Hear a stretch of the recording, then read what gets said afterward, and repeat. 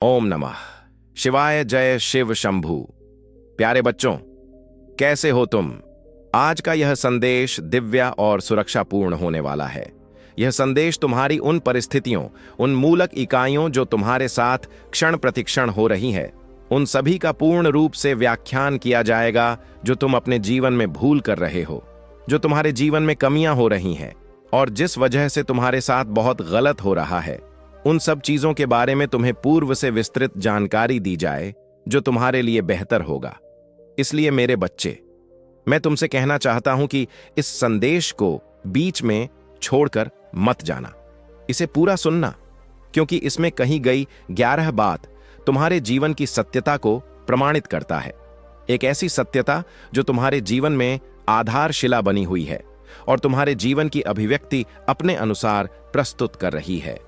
तो इसीलिए मैं तुम्हारे प्रभु तुमसे कह रहे हैं कि मेरे बच्चे, मेरे साथ इस संदेश में अंत तक बने रहो, ताकि मैं तुम्हारी सभी समस्याओं का जड़ से आत्मा कर सकूं और तुम एक अच्छे जीवन का अनुभव महसूस कर सको।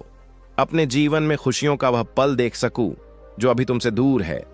इसलिए मैं तुम्हारे पास आया हूं कि तुम अपनी सभी व्यवस्थाओं, अर्थव्यवस्थाओं, भौतिक व्यवस्थाओं, सभी का सही तरीके से पूर्ति हो जाए।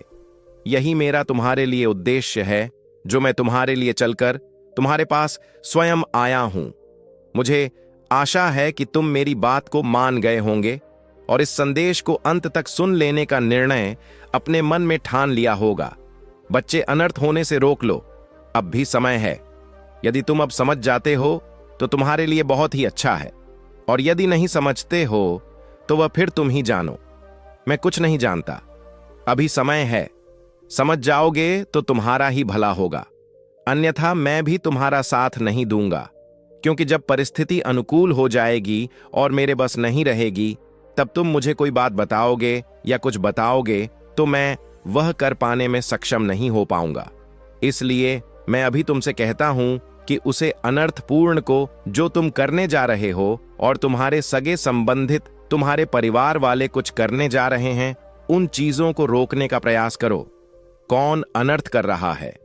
तुम्हारे घर का कोई सदस्य इस चीज से पूरी जानकारी के लिए इस संदेश को पूरा सुने। मेरे बच्चे, इस संदेश में आगे बढ़ने से पहले तुम्हारे प्रभु भोलेनाथ जी की एक छोटी सी प्रार्थना है। तुमसे यदि स्वीकार है तो इस संदेश को तुरंत आई कि अब भी लाइक कर दीजिए और हमारे चैनल महादेव का आशीर्वाद को सब्सक्राइब करके कमेंट में जय भोलेनाथ, जय माता पार्वती, ओम नमः शिवाय, हर हर महादेव, जय श्री राम, जय कालीमान टाइप कर दीजिए। जैसे ही तुम मेरे इतने नामों की हाजिरी कमेंट बॉक्स में बजाओ वैसे ही मेरी सर्वश्रेष्ठ शक्ति तुम्हारी ओर प्रस्थान कर देगी। तुम्हारा पति तुम्हारा घर ढूंढते हुए वह तुम्हारे पास आ जाएगी। तुम्हारी सही व्यवस्थाओं को सुनिश्चित करने के लिए तुम्हें यह सब चीज पर्याप्त करने के लिए जो तुम आज तक पाने में असमर्थ रहे हो। कई बार देखा होगा, जब तुम्हारी आवश्यकता है बहुत अधिक होती है और तुम पूर्ण कर पाने में सफल नहीं होते हो, सब कुछ तुमसे दूर होता चला जाता है। तुम उसके पास जाना चाहते हो, वह उतना तुमसे दूर चला जाता है जितने करीब उसके जाते हो, वह उतनी दूरी तुमसे बनाता रहता है। ऐसी स्थिति में तुम्हें अपने आप पर संयम देना चाहिए और अपने अंतरात्मा के अंदर आत्मविश्वास को जागना चाहिए, ताकि तुम भविष्य में अपने आप को अकेला और डरा हुआ ना महसूस कर सको और ना अपनी हार के बारे में कभी रोने का प्रयास करो।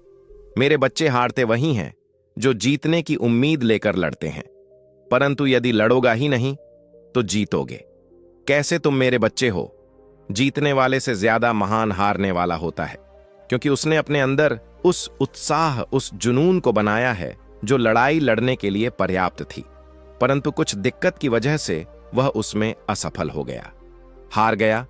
तो उसमें यह सिद्ध हुआ कि उसने कम से कम अपने भीतर हिम्मत तो लगाई थी कि मैं उस योग्य हूं, उससे लड़ने के लिए तात्पर्य हुआ हूं, तो मुझे कुछ ना कुछ मिलेगा ही। तो मेरे बच्चे, कभी भी तो कुछ करो, कोई काम हो या कुछ हो, तो जीतने की उम्मीद लेकर ना करो। क्यों?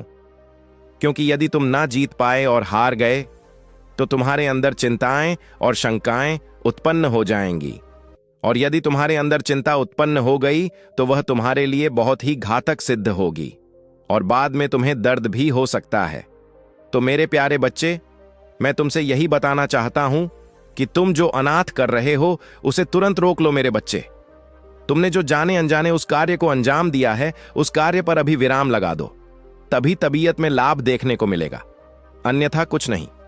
मेरे बच्चे, आप भी समय है, यदि इस पर विचार कर ले जाते हो और समझ ले जाते हो तो उसे पर कोई अपनी प्रतिक्रिया व्यक्त करके तुम्हारे अपने सहानुभूति दे सकते हैं।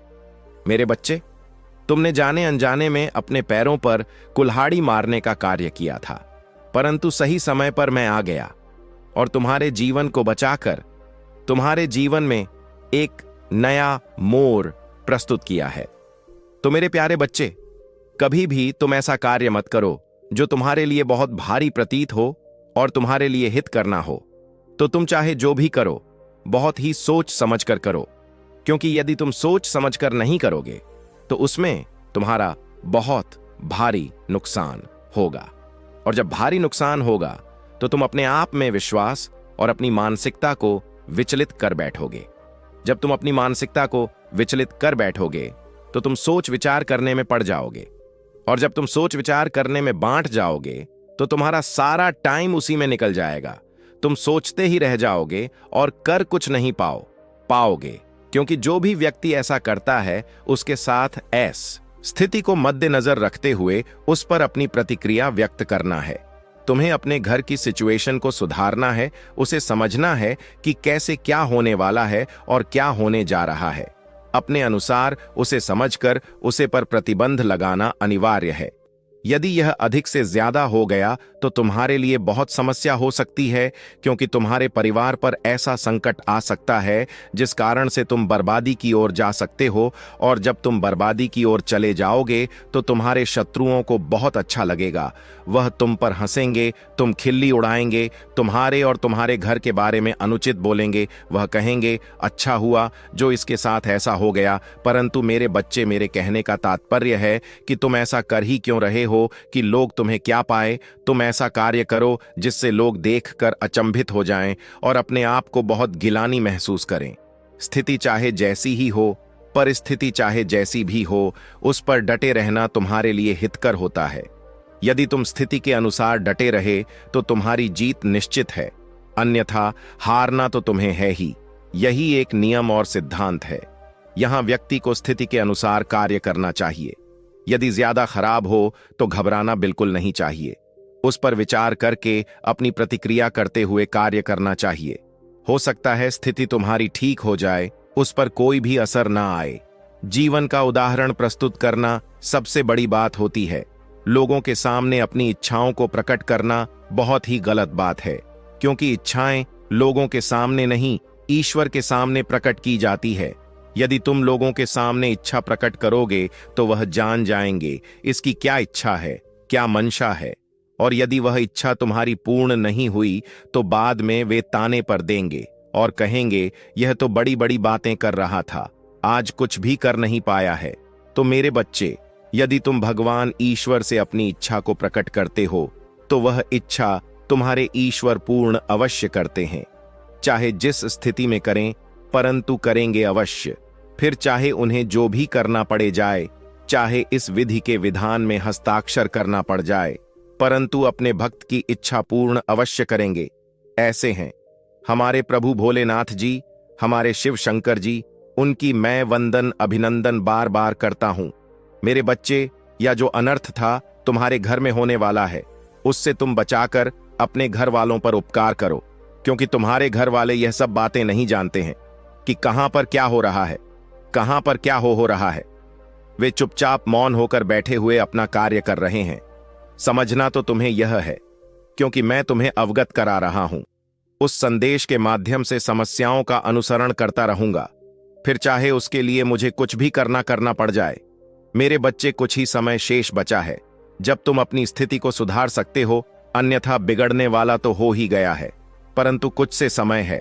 अगर उसे समय के अनुसार तुम कार्य करने जाते हो और उस पर अपनी अनुकूलित अनुमानित प्रतिक्रिया प्रकट करते हो, उस आधार पर कार्य करते हैं, तो तुम्हारे परिवार पर जो यह संकट मंडरा रहा है, जो यह काली छाया मंडरा रही है, वह दूर हो जाएगी।